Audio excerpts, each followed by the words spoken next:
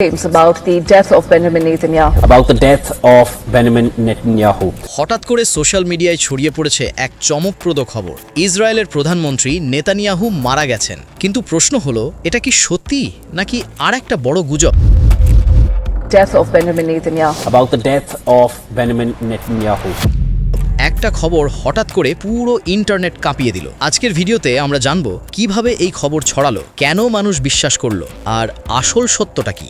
2026 সালের মার্চ মাসে হঠাৎ করেই সোশ্যাল মিডিয়ায় একটি ভিডিও ভাইরাল হতে শুরু করে। ভিডিওটিতে দেখা যায় ইসরায়েলের প্রধানমন্ত্রী বেঞ্জামিন নেতানিয়াহু একটি বক্তব্য দিচ্ছেন। কিন্তু অনেক মানুষ ভিডিওটি দেখে একটি অদ্ভুত জিনিস খেয়াল করে, তার হাতে নাকি 6টি আঙুল। এটা দেখে অনেকেই বলতে শুরু করে এটা আসল নেতানিয়াহু নয়, তিনি মারা গেছেন আর এই ভিডিওটা এআই দিয়ে বানানো। কিছু পোস্টে তো সরাসরি লেখা শুরু হয় নেতানিয়াহুকে হত্যা করা হয়েছে। এই গুজব এত দ্রুত ছড়ানোর পেছনে কয়েকটা বড় কারণ ছিল। প্রথমত, সেই সময় মধ্যপ্রাচ্যে যুদ্ধ পরিস্থিতি চলছিল, ইরান ও ইসরায়েলের উত্তেজনা বাড়ছিল।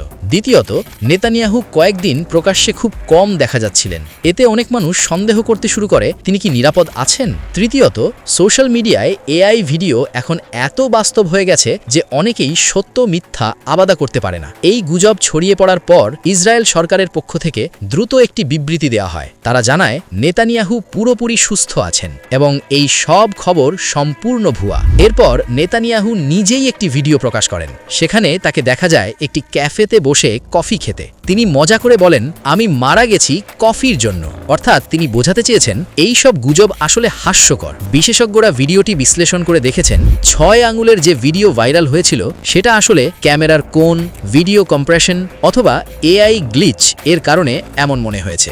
বাস্তবে তার হাতে 5টি আঙুল ছিল। এই ঘটনাটি আবারও দেখিয়ে দিল সোশ্যাল মিডিয়ার যুগে একটি গুজব কত দ্রুত পুরো পৃথিবীতে ছড়িয়ে পড়তে পারে। কিন্তু সব ভাইরাল খবরই সত্য নয়, তাই যে কোনো বড় খবর বিশ্বাস করার আগে সবসময় বিশ্বস্ত সূত্র যাচাই করা জরুরি। আপনার কি মনে হয় এই গুজব কি ইচ্ছাকৃতভাবে ছড়ানো হয়েছিল?